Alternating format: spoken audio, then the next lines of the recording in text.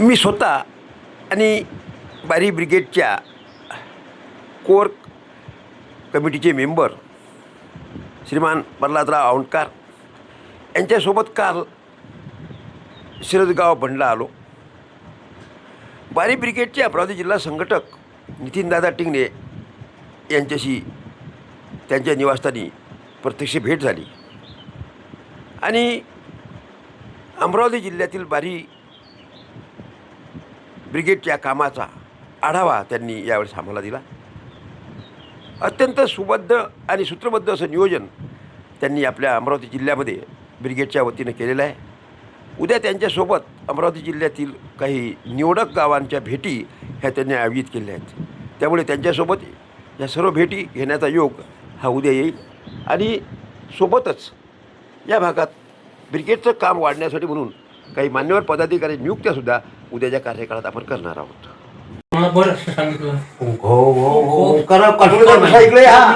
पुण्यातही समाजासाठी भरपूर काम केलं आहे.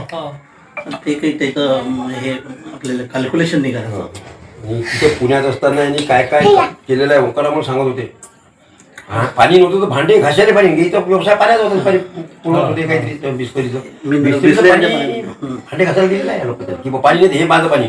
अरे बा बिस्लरीचं आहे महाग आहे का. म्हणजे नवीन नवीनच त्यांनी चालू केलं होतं समाजासाठी. ज्यांना माझा व्यवसाय पाण्याचाच असल्या कारणानं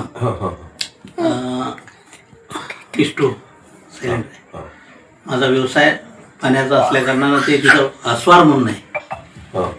अस्वार यांची डेअरी होती. आता मी मार्केटिंग करण्याकरता गेलो. अस्वार म्हटलं म्हणजे आपल्या सुरेश भाऊ अस्वार म्हटलं गाव तुम्ही बारी का म्हणजे हो बा. म्हटलं मीटिंग नाही. मी चांदूर अमरावती जिल्हा मी अमरावतीतला अंजनगाव सुरू केला.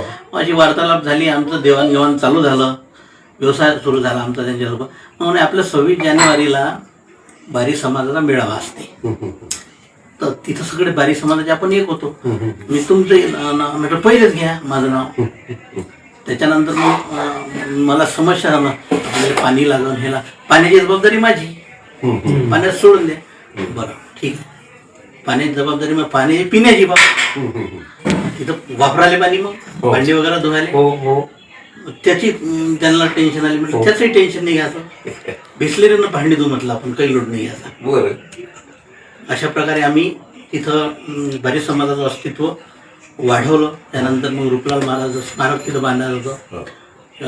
म्हणजे गव्हर्नमेंट म्हणजे महेशदादा लांडगे यांच्यापासून बा काहीतरी आपल्याला मदत झाली पाहिजे. आमदार याच्यातून ई क्लासची जागा तिथं पडली होती भोसरीमध्ये.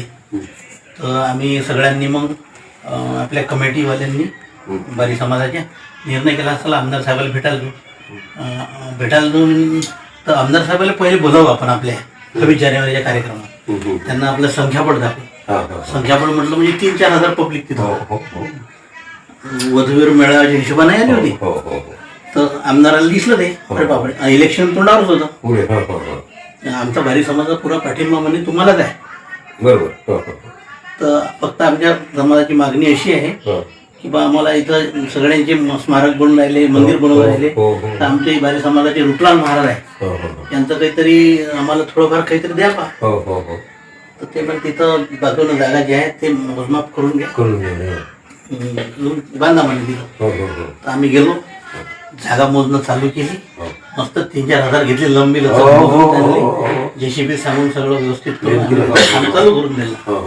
आणि असं करणे मग ते त्याच्यानंतर कोरोना आला. कोरोना आल्यानंतर मग माझी मुलगी ऑफ झाली. त्याच्यानं मी डिस्टर्ब झालो.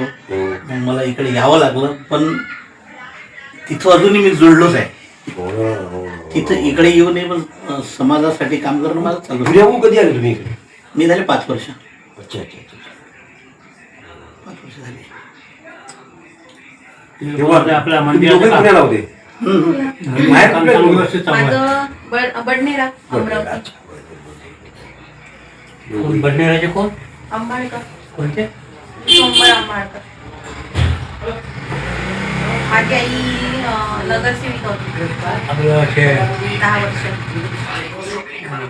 नाव ऐकलं छाया मग छाया आंबाळकर. आई रे याची बोलली होती आपण.